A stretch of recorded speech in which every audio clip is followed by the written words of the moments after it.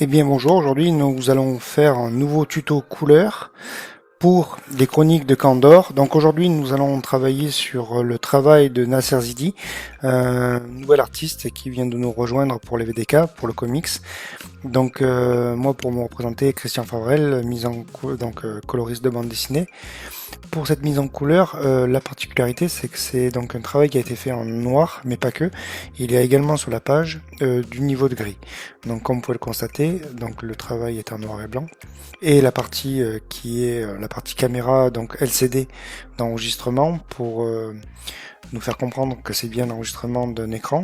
En fait, il a transformé l'ancrage, une partie de l'ancrage en gris et rajouté de la trame en fond, comme vous pouvez le constater ici. Donc ça fait un travail qui est plus proche de ce que l'on rencontre dans les mangas, mais pas que. Ça se trouve aussi dans les comics. Donc en termes de compréhension de la page, vous avez donc un plan d'ensemble qui est ici, avec donc une lumière qui provient d'ici, car comme si nous réfléchissons à un point de fuite tel que la perspective, nous avons ici une source de lumière, et les ombres qui sont par exemple derrière le carton, la cheminée et le meuble qui se trouve ici, donc une source de lumière qui viendrait comme un point de fuite et qui viendrait rayonner pour produire ces ombres ici, ici, ici et ici. Nous avons une deuxième source de lumière qui est sur l'écran. Pareil, ce point de fuite ici, les ombres également là, la tasse avec l'ombre. Donc nous avons un rayonnement qui va de là à là, comme ceci. Donc en fonction des ombres, je comprends qu'il y en a une, deux. La troisième, c'est donc un écran LCD, donc avec un traitement de l'image et un étalonnage particulier à faire. Et pour la case 3, 4 et 5, c'est une vision de portable. Donc pour pas confondre la partie chaude de la journée qui est ici et ici, je vais devoir transformer légèrement en fait par l'étalonnage un filtre pour faire comprendre que c'est un écran de téléphone et ici une journée ensoleillée. Donc une fois que nous avons compris la scène avec également sur le panneau ici des traits qui sont des fils qui vont être transformés en rouge pour faire le fil rouge, en fait pour le fil rouge par rapport à la compréhension de l'enquête qui était en cours. Voilà, donc je vais griller le trait en rouge, donc je vais griller le trait noir et le transformer en rouge. Nous avons également donc le travail à faire en premier, c'est-à-dire le travail sur le bitmap. Donc en bitmap, c'est pour pas avoir d'aliasing, comme vous pouvez, rappelez-vous, quand je zoome sur un dessin, si je vois du niveau de gris autour du trait, c'est que c'est de l'aliasing en niveau de gris. Donc pour faire mes aplats et avoir un travail propre, je travaille en mode bitmap, et je peux conserver également mon niveau de gris, pour pas avoir trop de pertes de détails, comme vous pouvez le constater ici. Voilà. Alors, ensuite vient l'étape de soutien de gris, qui est ici, où en fait donc je reprends le trait noir bitmap que je réduis de 1 pixel et je remplis d'une couleur de cyan magenta jaune, pas de noir, en 60-50-30 pour obtenir cette couleur là, et ensuite donner une homogénéité au niveau du noir lors de l'impression pour que le noir soit joli. Après donc je rajoute le trait, je vais vous montrer le travail d'aplat qui me permet de faire la sélection de mes couleurs par la suite. Donc c'est purement du remplissage que je vous avais montré lors du précédent tuto. Donc nous avons un travail tout simple de remplissage, un travail assez long et contraignant, mais qui nous sert par la suite, par exemple pour les dégradés. Une fois que nous avons la partie dégradée où je commence à donner déjà des intentions de volume et de mapping, par exemple je fais du mapping de texture que j'incruste dans par exemple les livres, les rideaux, les chaises, certains éléments, les containers par exemple, pour les salir un petit peu. Donc je le fais à cette étape-là, et ensuite je continue mon travail sur un autre calque, mais avant de finir mon image et de passer avec les volumes, je crée en fait les ombres sur un calque à part, en couleur sépia, qui me permet en fait de créer vraiment l'illusion de volume uniquement avec les ombres.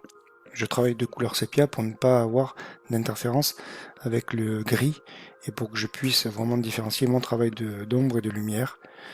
Donc une fois que mon travail est fait en fonction des ombres et que j'ai bien donné de la narration avec ma mise en couleur, par exemple, je veux que ma narration elle aille d'ici à ici en gardant ma lumière, donc des lignes de force lumière ici, qui entrecroise ici, qui vient ensuite sur le bureau. Du bureau, on le retrouve sur le portable. Le portable, ça va hop en diagonale avec mon intention de ligne de force ici. Ensuite, je redescends pour faire 1, 2, 3, 4. Après, je remonte avec ma lumière et j'insiste avec mes ombres ici pour remonter vers le haut, finir ici et ensuite redescendre. Et ensuite continuer la couleur. Donc une fois que j'ai fait ce travail là, j'enlève mes ombres et je vous montre le travail plus abouti avec donc le travail sur les ombres et les lumières. Et je rajoute mes lumières ici. Donc vous pouvez voir par exemple, je le fais sur le parquet, sur certains éléments, notamment même sur l'écran LCD. Je rajoute des lumières, vous voyez, hop, qui permet des fois de rendre même plus lisibles certains éléments les uns aux autres. Voilà. Ensuite, ma lumière, vous avez pu voir que il y a la partie ciel qui n'est pas finie. Donc pour ma sélection, grâce aux aplats, je vais sélectionner tout mon ciel et remplir cette partie-là par du ciel que je crée sur un calque à part et que j'incruste sur chaque case. Donc mon ciel ayant été fait en amont, le voici en incrustation. Donc voilà. Donc j'ai incrusté mon ciel à l'intérieur de ma couleur pour obtenir cet effet-là. Ensuite vient mon travail où je grille donc notamment tout ce qui était le noir pour le transformer en rouge. Voilà. Donc j'ai repris le noir uniquement et en rouge. J'ai fait également sur le travail de la vitre pour la transparence. Je le fais sur certains éléments de part et d'autre. Par exemple sur les containers qui se trouvent en arrière-plan. Là, par exemple, voilà. De noir, je passe à une espèce de bleu-violet. Parce que la couleur chaude étant le orange, je travaille à la complémentaire le violet. Mais je ne le fais pas sur toutes les cases parce que dès que deux éléments sont très proches avec des valeurs plus de même, comment dire, là on est vraiment sur un premier plan, second plan, troisième plan, plus loin. Là c'est un plan, deuxième plan. Donc du coup le deuxième plan je ne l'ai pas grillé. Également celui-ci, premier plan, deuxième plan, je ne le fais pas. Je ne grille uniquement sur le troisième plan ou sur des éléments qui nécessitent, comme sur la vitre, où je peux griller le noir pour le transformer en orange par exemple, pour faire plus réaliste. Ensuite vient mon effet spécial de lumière. Voilà. Pour bien montrer que c'est un écran, j'ai rajouté des traits sur les écrans de portable, comme des lumières, des halos de lumière. Ce qui permet souvent de comprendre que c'est physiquement quelque chose de réfléchissant, avec des lumières qui viennent comme on a sur les portables, hein, c'est-à-dire qu'on a un reflet qui vient se poser dessus. Après, il me manque un élément qui est le plus important et qui est très important pour la narration, c'est la partie filtre, étalonnage.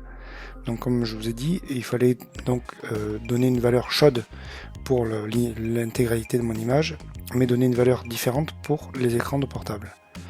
Donc, en cliquant sur l'étalonnage, filtre d'étalonnage, vous voyez que si je l'enlève, on est froid. Là, on est beaucoup plus chaud.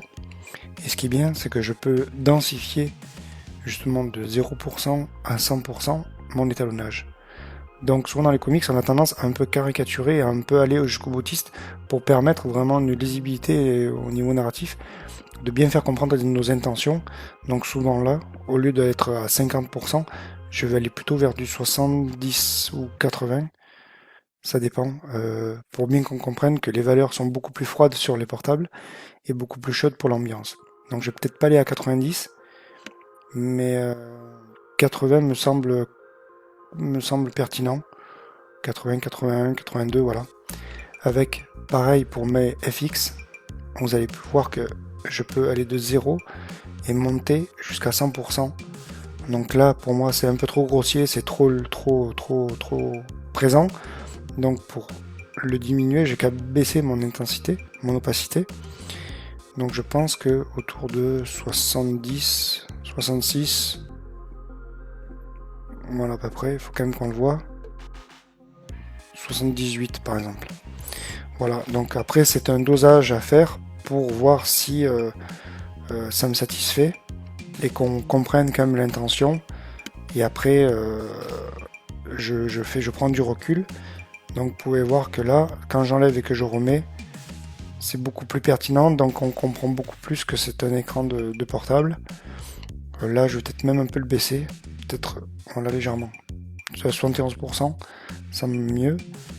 Donc pour tout ce qui est calque où j'ai grillé, je le conserve. Mon niveau de grille il est parfait. Mon ciel il est bien. Mes lumières sont bonnes à 100%. Mon filtre il est à 80%. Mon soutien est présent et mes couleurs aussi. Donc là vous avez pu voir la page dans son intégralité et dans le travail d'une mise en couleur pour voilà. Donc là ce que je peux faire c'est aller un peu plus dans les détails. Donc vous pouvez voir que j'ai travaillé tous les livres avec les tranches des livres.